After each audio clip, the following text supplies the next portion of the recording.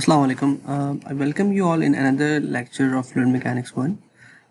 Last class में हमने एक बहुत इंपॉर्टेंट टॉपिक डिस्कस किया था, that is Newton's law of viscosity. मैं उसका क्विकली जल्दी से रिकैप कर लेता हूँ। हमने एक बात डिस्कस की थी कि अगर एक फ्लूइड दो प्लेट्स के दरमियान हो और एक प्लेट फिक्स हो और दूसरी प्लेट मूव कर रही हो with certain velocity capital you, so what happens कि आपके पास जो फ्लूइड है उसका एक जो बॉटम साइड है वो स्टिक करता है नीचे वाली सरफेस के साथ, और ऊपर वाली सरफेस जो लेयर होती है फ्लूइड की वो टॉप सरफेस के साथ मूव करती है विद सर्टेन वेलोसिटी u। हमने बात देखी थी कि जो वेलोसिटी है उसका जो वेलोसिटी u है which is a function of y is can be calculated from this relation which is u small u equals to capital U y upon b, फिर कैपिटल U जो है वो आपके पास कांस्टेंट वेलोसिटी है पर plate की, y जो है वो लेंथ है वर्टिकल डायरेक्शन में, और b जो है वो टोटल विड्थ है।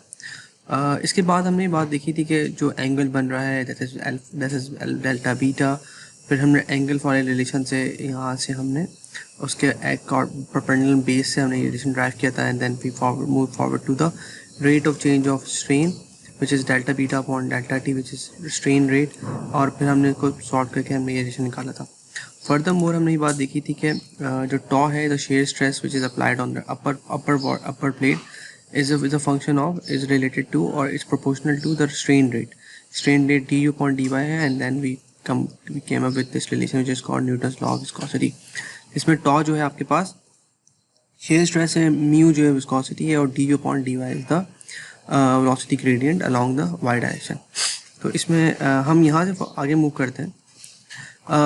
न्यूटोनियन फ्लूइड बेसिकली वो फ्लूइड्स होते हैं जिनका रिलेशन शेयरिंग स्ट्रेस का और शेयरिंग स्ट्रेन का लीनियर होता है। इसको समझ लेते हैं। अगर आप इस क्वेश्चन को गौर से देखें तो इसमें टॉ जो है लेफ्ट साइड पर है और जी वाली टर्म जो है D U upon D Y ये राइट साइड पर है। इसको अगर हम एक्स मान लेते हैं और इसको वाई मान लेते हैं तो एक्स वाई जो है हमने वाई शेयरिंग स्ट्रेस को हमने वाई एक्सिस पर प्लॉट किया और शेयरिंग रेट को हमने एक्स एक्सिस पर प्लॉट किया। So this mu will serve as the gradient, or you can say the slope of the equation।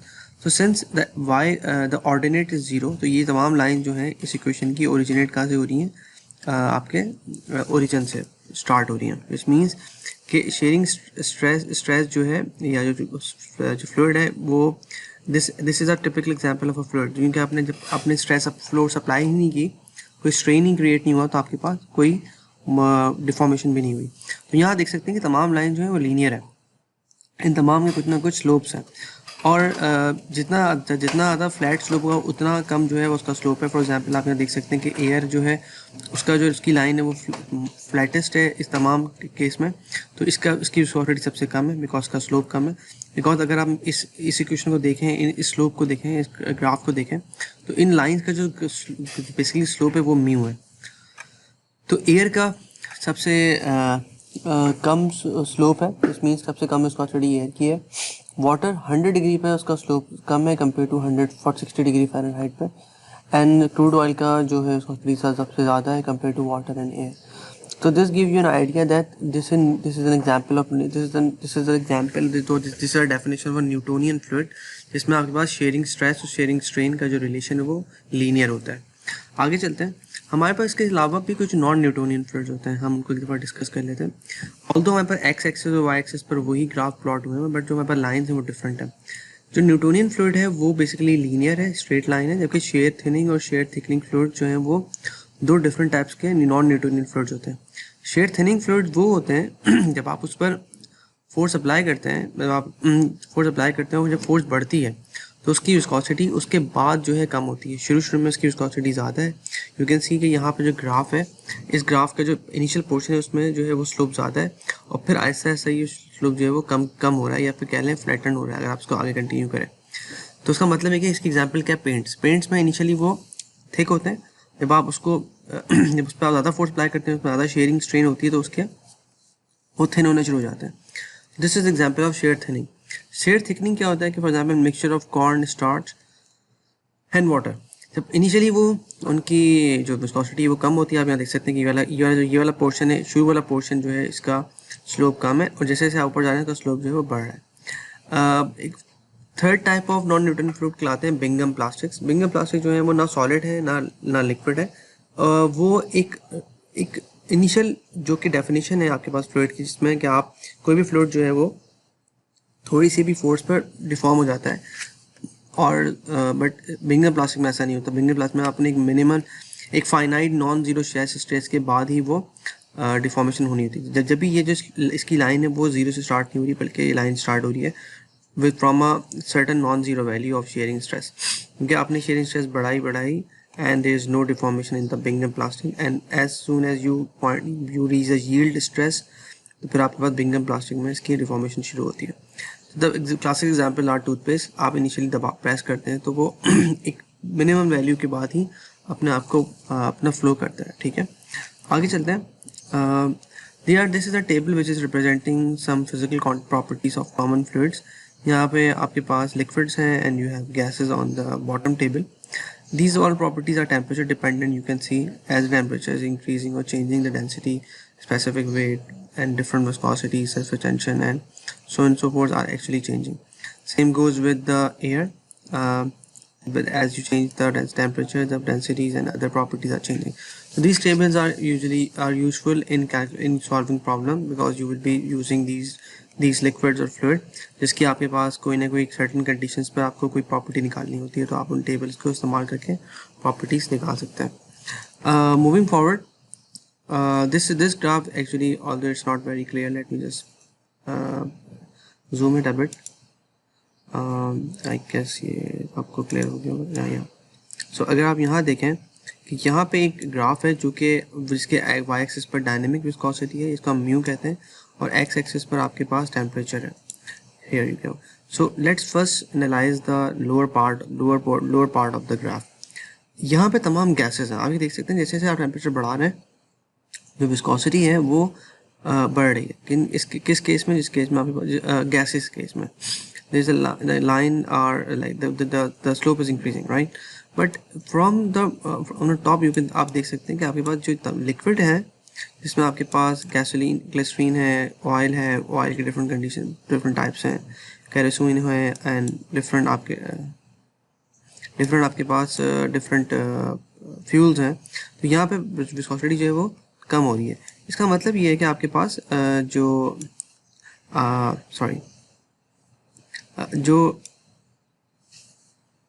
इसका मतलब ये कि आपके पास जो टेम्परेचर डिपेंडेंस है विस्कोसिटी की, वो गैसेस में इस तरह की है कि जैसे जैसे आप टेम्परेचर बढ़ाते हैं गैसेस की विस्कोसिटी बढ़ती है, और लिक्विड के केस में वो कम होती है। आप ये एग्जांपल वो यहाँ पे देख सकते हैं कि आपने जब हमने यहाँ बात की थी कि when you have 100 degree Fahrenheit, the viscosity is lower as compared to water at 60 degree Fahrenheit. So this is an example that the viscosity of the fluid actually changes, but the change is positive in case of gases and negative in case of liquid. इसकी वजह ये होती है कि basically जब आप gas में temperature बढ़ाते हैं तो जो मॉलिक्यूलर जो मोशन है वो रैंडम होता है गैसेस केस में, तो जो टकराव है, the collision between the molecules ज़्यादा रिगरस होता है, and so the viscosity increases, और you can say the probability of different molecules to strike each other, which actually increases the resistance. But in case of liquid, आपके पास liquid में random motion नहीं होता, there are some जो motion है वो relatively strict होता है। तो जब आप उसको टेम्परेचर बढ़ाते हैं तो जो लेयर्स होती हैं, जो बॉन्ड्स होते हैं आपस में, वो टूट जाते हैं, जिसकी वजह से फ्लो वाटर जो है वो आराम से फ्लो कर सकता है। तो दैट्स विच मीन्स के उसकी विस्कोसिटी जो है वो कम हो गई। But that is not the case with the gases. Moving forward, moving now the next important topic to discuss about the fluid behavior is bulk modulus. Bulk modulus is basically a measure to characterize the compressibility of a fluid. ठीक है, compressibility क्या होती है? compressibility आसान अल्फाज में in simple words it's an ability of a liquid or the fluid to get compressed. So it's basically a ratio of change of pressure per unit volume per unit change of volume per unit volume, which means कि change of pressure divided by change of volume per unit initial volume. अब ये negative क्यों है? जब आप pressure बढ़ाते हैं तो व्हाट हैपेंस कि आपके पास वॉल्यूम कम होता है। तो अगर dV जो है वो नेगेटिव है और divide by V that's a positive quantity, तो just to make the whole ratio positive आप इसको नेगेटिव से मल्टीप्लाई कर रहे हैं। सिमिलरली जब हम वॉल्यूम को कम करते हैं तो डेंसिटी बढ़ती है। तो आप यही relation in terms of density भी लिख सकते हैं कि आपके पास बल्क मॉडल की डेफिनेशन क्या है? Change of pressure per unit change of density per unit original density. अब इंटरेस्टिंग बात ये कि ये बल्क मॉडल इज बेसिकली बताता क्या है, ये बताता है कि आपके पास जो फ्लूइड है वो उसमें कंप्रेसिबिलिटी की जो कंप्रेसिबिलिटी जो है वो कितना कंप्रेसिबल है. इसके unit basically Newton per metre square होते हैं, जो यूनिट्स आपके प्रेशर के होते हैं, बिकॉज आप देख सकते हैं कि डिनोमिनेटर में द यूनिट जो है वो कैंसिल हो रहा है. एक और इंटरेस्टिंग बात कि आपके पास बल्क मॉडुलस प्रॉपर जो होता है लिक्विड में वो बहुत ज़्यादा होता है. जितना ज़्यादा होगा उसका मतलब है कि you need more pressure to create that change. अगर ये ईवी बड़ा है तो मतलब है कि इसका न्यूमरेटर बड़ा है, उसका डिनोमिनेटर छोटा है. दैट्स वाई कि आपने बहुत you need lots of pressure to create a very small change. But that EV या बल्क मॉडुलस जो है वो गैसेस के केस में बहुत छोटा होता है, बिकॉज आपको बहुत थोड़े प्रेशर पर भी आपको गैस का वॉल्यूम नज़र आता है कि वो चेंज हो रहा है. इसकी मिसाल है यहाँ पे एक इंटरेस्टिंग एग्जांपल लिखी हुई है कि at atmospheric pressure at temperature of 60 Fahrenheit 3120 psi is required to compress a unit volume of water to 1%. This is really interesting. Like this is a serious pressure. Or the atmospheric pressure is almost 14.6 psi, but this pressure is quite large. So at normal conditions, atmospheric pressure, अगर आप किसी पानी का किसी कोई volume है, unit volume of water, उसको अगर आप कंप्रेस करना चाह रहे हैं तो you need this much amount of pressure to actually compress almost only 1% of water. This is really difficult task. Whereas in the case of liquid gases, this can be done very easily. There are different empirical relations to find the bulk model pressure of a gas. For the gas, you can use general gas equations, and for liquid, there are empirical relations which are denoted here as a function where B and rho A are some constants. So moving forward. Compression and expansion. Another thing, if we are concerned about the compression and expansion only on gases, we are not concerned with the expansion and compression in the case of liquid, since the bulk model is quite large. The relationship between pressure and density is basically constant, because for isothermal process, अगर आप गौर करो कि ये जो equation है P equals to rho RT, इसमें अगर temperature constant है, मतलब in case of isothermal process, तो this whole equation will be, इसमें से P और रो जो है वो वेरिएबल होंगे और RT कांस्टेंट है. तो this relation actually shows the behave relation between P and rho, and this is a line जो कि स्ट्रेट लाइन बन रही है. आप गौर करो, because this is a line which is isothermal where rho and P are plotted again in x and y. But in case of a condition where it's an isentropic process where there is no heat transfer, which means the temperature can rise, so the equation actually changes from P upon rho to P upon rho, P raised to the power of K, where K is the ratio of the specific heat at constant pressure and constant volume. So this relation will be used to calculate, to study the compression and expansion of gases. Here you can see this graph is isentropic where K is 1.4, and in case of this is for air, right? So that's why it's a non-linear graph. It is actually a power curve. Moving forward, this is a summary of what we have discussed so far regarding compression, expansion and bulk modulus. Isothermal process के लिए pressure और density इस तरह relate होते हैं. Isotropic के लिए P upon rho के डिनोट होते हैं, वेयर K जो है Cp अपॉन Cv का रेशियो है. बल्क मॉडुलस फॉर गैसेस हम ये बात देख चुके हैं कि अगर हम ये रिप्लेस कर दें तो बल्क आइसोथर्मल प्रोसेस के लिए EV बराबर है सिंपली P के, आइसोट्रॉपिक प्रोसेस के लिए E बराबर है Kp के. ये कैसा है अगर हम इसको डिफरेंशिएट करें with respect to by using for this like dp upon dv or dp upon d rho, so you can get these relations. Another interesting thing is that the bulk modulus for air is 20 and water is 312,000 psi. That's a quite large number, because which means that air is almost 15,000 times as compressible as water. So as I gave you an example that this psi, this much of pressure is required to actually create a pressure difference of 1% of water at 60 Fahrenheit and atmospheric pressure. So this actually gives another quantitative comparison that the air is 15,000 times compressible as compared to the water. Moving forward, let's talk about another very interesting concept, which is speed of sound. Speed of what is speed of sound? The speed of sound is basically, like in technical terms, what happens, the velocity at which small disturbance propagate. Let say आप इसकी मिसाल नहीं समझ सकते हैं कि अगर late से आपके पास एक वाटर का फ्लो हो रहा है, एक फ्लूइड फ्लो कर रहा है किसी चैनल के अंदर, और सडनली आप उस चैनल के अंदर एक गेट लगा के या एक ब्लॉक करके उस चैनल को रोक देते हैं, तो होगा कि पानी जो है वो सडन स्टॉप होगा, और वो जो डिस्टर्ब होगा, जो वो वाटर मॉलिक्यूल जो उस गेट या उस वाल्व के करीब है, जब वो रुक जाएंगे तो क्या होगा कि वो वहाँ प्रेशर राइज हो जाएगा, और वो प्रेशर राइज जब होगा और वो जो डिस्टर्बेंस है वो डिस्टर्बेंस पीछे की तरफ, जिसे हम कहते हैं अपस्ट्रीम, ट्रैवल करेगी। वो जिस स्पीड से ट्रैवल करती है हम उसको स्पीड ऑफ साउंड कहते हैं। किस पर डिपेंड करती है? प्रेशर पर डिपेंड करती है, डेंसिटी पर डिपेंड करती है, और आपके पास टेम्परेचर पर डिपेंड करती है। जब हम बात करते हैं तो बेसिकली हम करते क्या है कि हम अपनी ज़बान से, या लाइक डायफ्राम जो होता है उससे उसके जो नियर मॉलिक्यूल्स हैं, एयर मॉलिक्यूल को डिस्टर्ब करते हैं।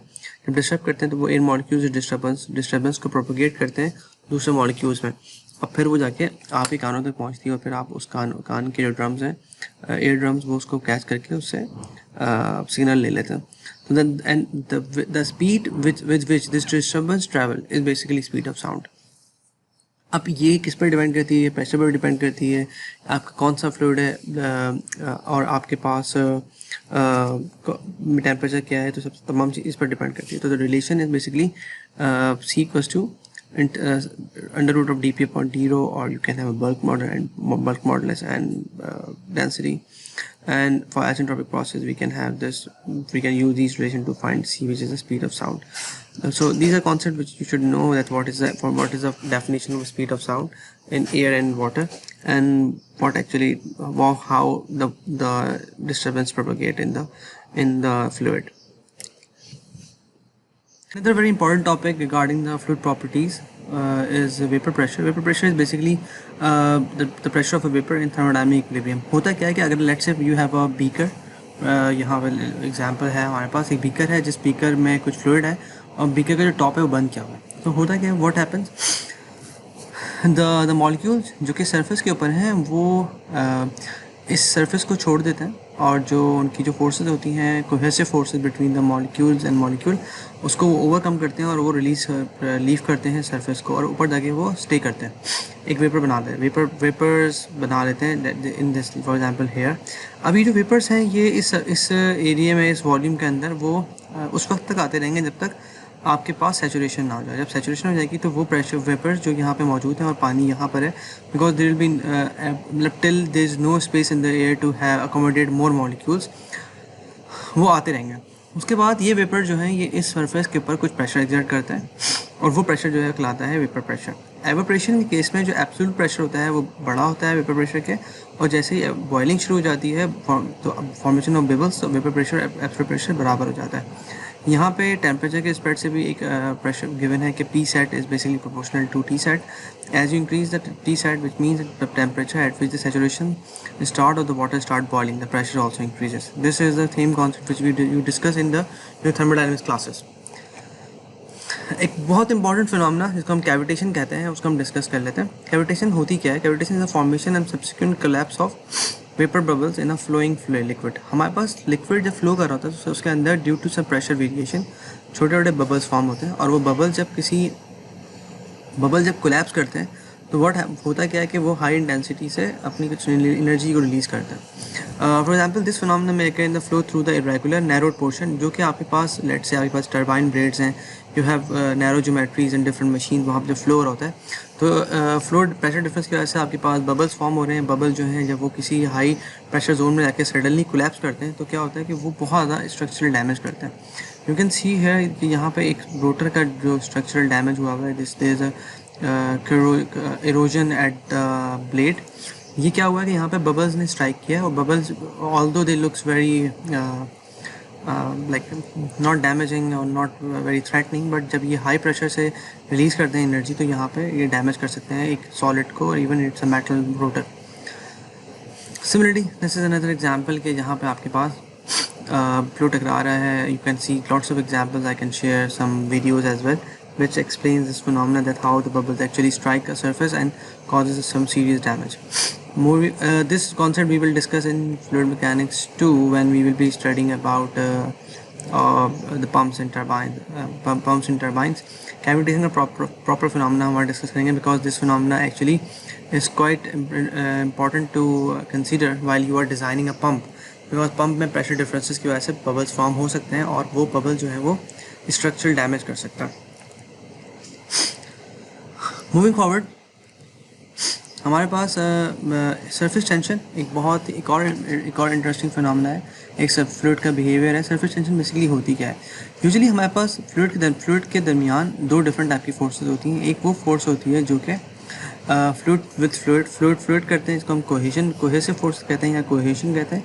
और एक एडहेशन होती है जो कि फ्लूइड और किसी दूसरी सरफेस के साथ होती है. फॉर एग्जांपल फ्लूइड है और पानी है, जो पानी के ड्रॉपलेट्स हैं वॉल के साथ लगे हुए हैं, तो वो बेसिकली लिक्विड एंड सॉलिड के साथ एक फोर्स अट्रैक्टिव फोर्स है. यहाँ पे कुछ मिसालें हैं जो कि सरफेस टेंशन की प्रैक्टिकल एग्जांपल्स हैं. For example there is a spider which is walking on the surface of water. तो ऐसा क्यों हो रहा है? Because there is surface tension at the surface of water and this spider, that's why it is able to walk on it. Water droplet इस तरह form क्यों होते हैं? This is purely about due to surface tension. हमारे पास जो हम पानी देते हैं पौधों में, तो जो आपके पास पौधों की जो वेन्स होती हैं, आर्टरीज होती हैं जिसमें पानी ट्रैवल करता है, वो किस बेस पर करता है? सरफेस टेंशन की वजह से करता है. अगर सरफेस टेंशन नहीं होगी तो पौधों का जो पानी आप ज़मीन में डालते हैं उनके पत्तों तक और टहनियों तक नहीं पहुँच पाएगा. Cohesion enables the water to resist tensile stresses. हम यहाँ देख लेते हैं कि फॉर एग्जांपल यहाँ पे this is a good example to understand different types of forces which are acting. Cohesive forces कौन सी फोर्सेस हैं? जो वाटर मॉलिक्यूल्स, मतलब आप मॉलिक्यूल्स अपने आपस में लगा रहे हैं. For example here these 7 molecules are attracting and distracting molecules, whereas here you have 2 molecules which these 3 molecules are having attraction from the air. तो ये क्या आपके पास एक इंटरफेस है और ये आपके पास इंटरफेस नहीं है. यहाँ प्योर एक ही मॉलिक्यूल है, यहाँ पे इंटरफेस है. तो इंटरफेस के दरमियान भी आपके पास एक, और due to this, because these forces जो कि अंदर की तरफ लग रही हैं, अंदर की तरफ हैं, वो ज़्यादा स्ट्रॉन्ग है compare to the one which are acting outside of this surface. What will happen? You will see a surface और थिन फिल्म, जिसको हम सर्फेस कहते हैं, और वो एक इमेजनरी सर्फेस, एक सर्फेस है जिसमें आप let's say this spider is walking on this surface, right? That's why if you place the needle, और अगर आप किसी पेन को बहुत स्लाइटली रखें किसी पानी की सरफेस के ऊपर, तो वो डूबती नहीं है, because of the fact that surface tension उसको होल्ड कर लेती है.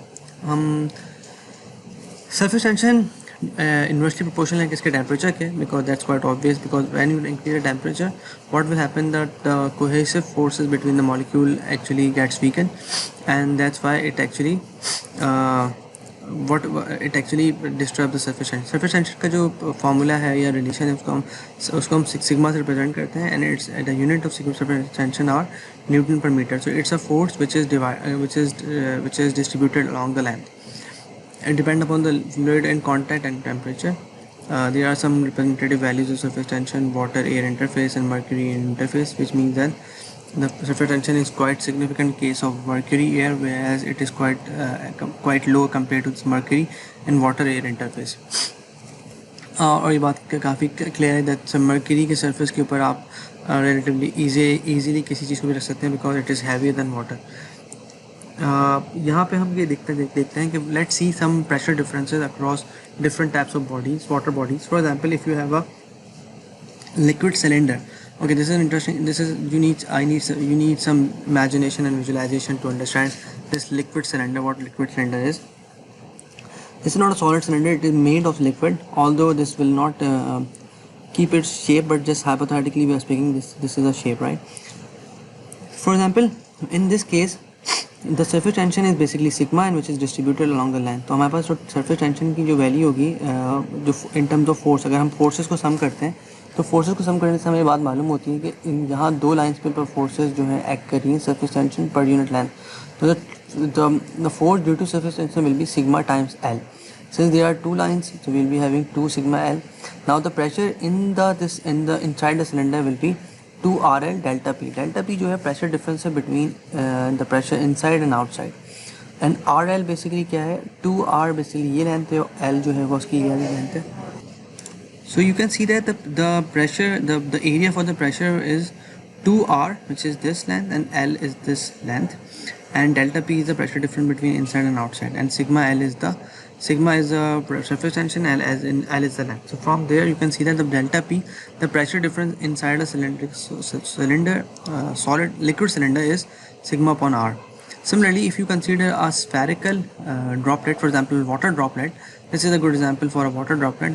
The delta P is equal to 2 sigma upon r. The pressure difference is higher compared to a cylinder. So how we calculated it? 2 pi r is the circumference of this circle, and sigma is the surface tension, and delta P is the pressure difference, and pi r square is the area on which the pressure is exerting. So from here we calculated the delta P of the spherical droplet. So this is an example of a droplet. But now let's see, this relation will be covered in the next slide on this one. So let's consider a difference between a droplet and a bubble.